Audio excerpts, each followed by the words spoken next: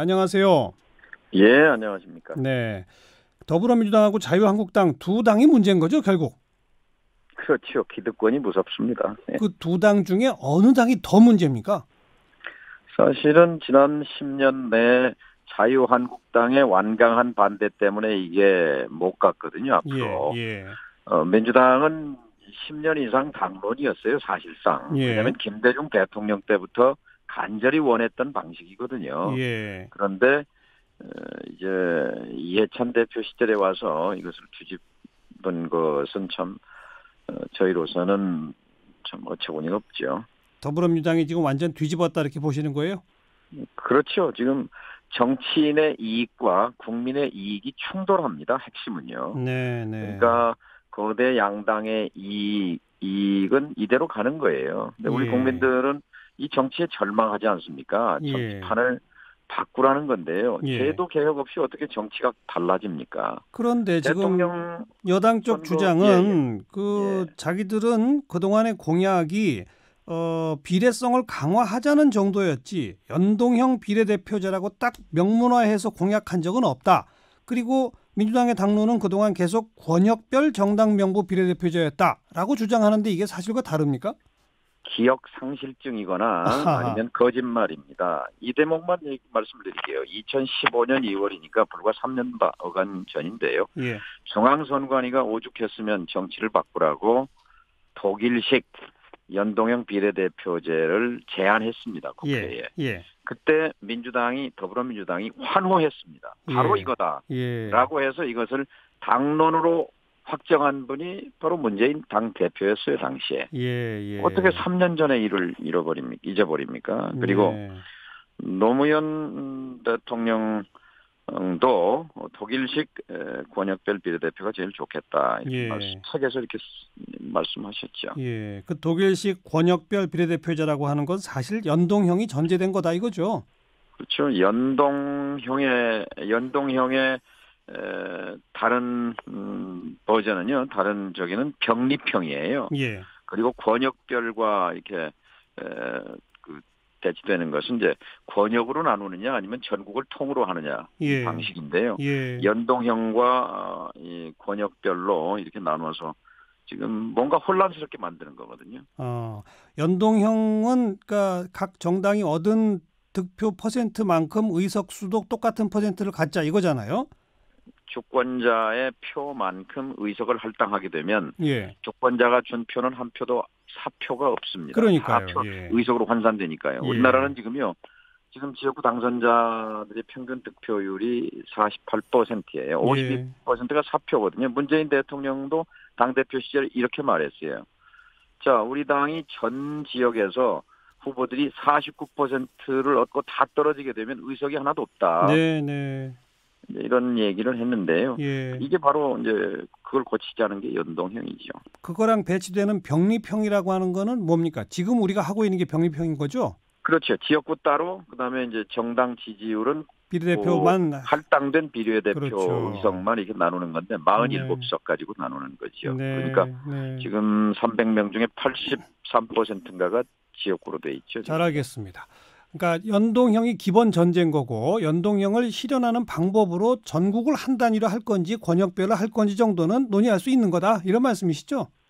그렇죠. 예. 아, 근데 뭐 계속해서 더불어민주당의 홍영표 원내대표도 오늘 아침 저희 CBS 라디오랑 인터뷰를 했는데 어제 대통령 해외 순방 환송하러 공항 갔는데 대통령이 선거제 개편 이번에 꼭 해야 한다고 강력히 주장했다라고 또 얘기합니다. 입장 안 바꿨다는 건데요.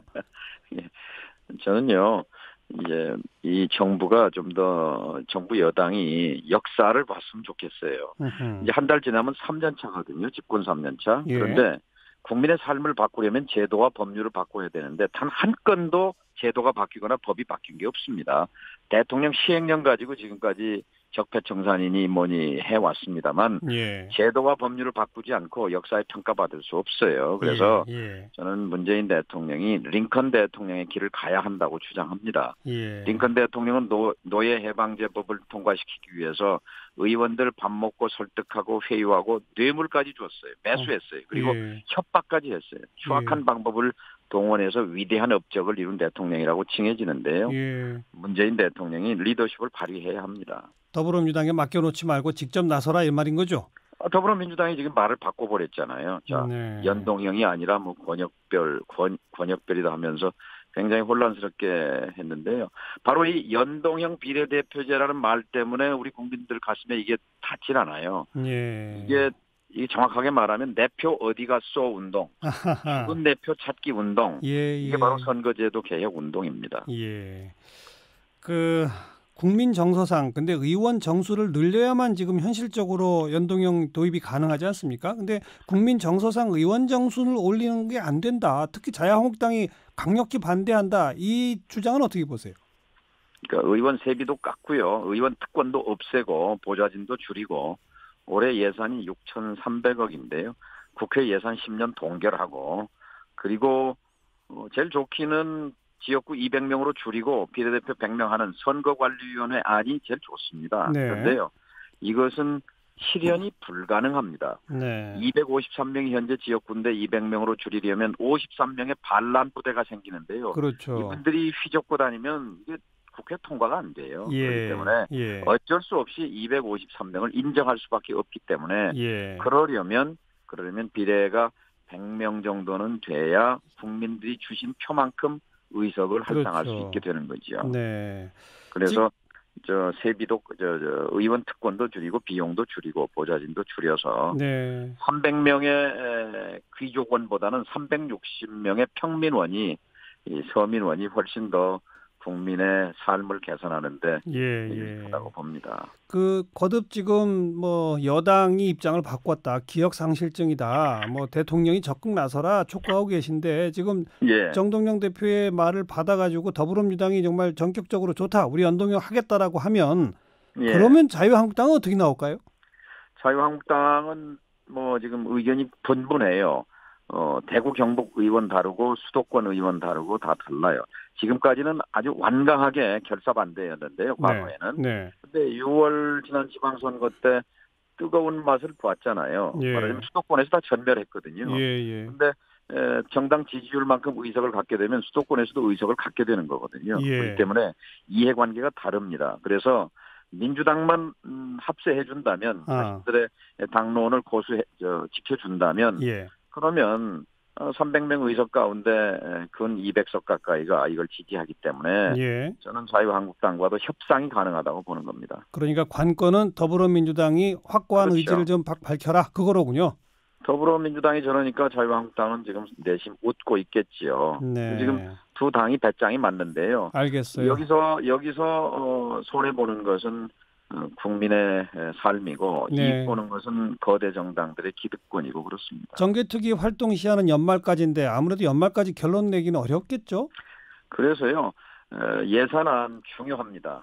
그런데 예산안 여당이 130명 가지고 상정은 할 수 있지만 3당이 협조하지 않으면 통과는 못합니다. 그러면 두 가지 갈래길이죠. 자유한국당과 거래해서 예산을 통과시키든지 아니면 이 야 3당과 함께 선거제도 개혁에 동참해서 예산안도 처리하든지. 알겠습니다. 여기까지 고맙습니다. 감사합니다. 민주평화당 정동영 대표였어요.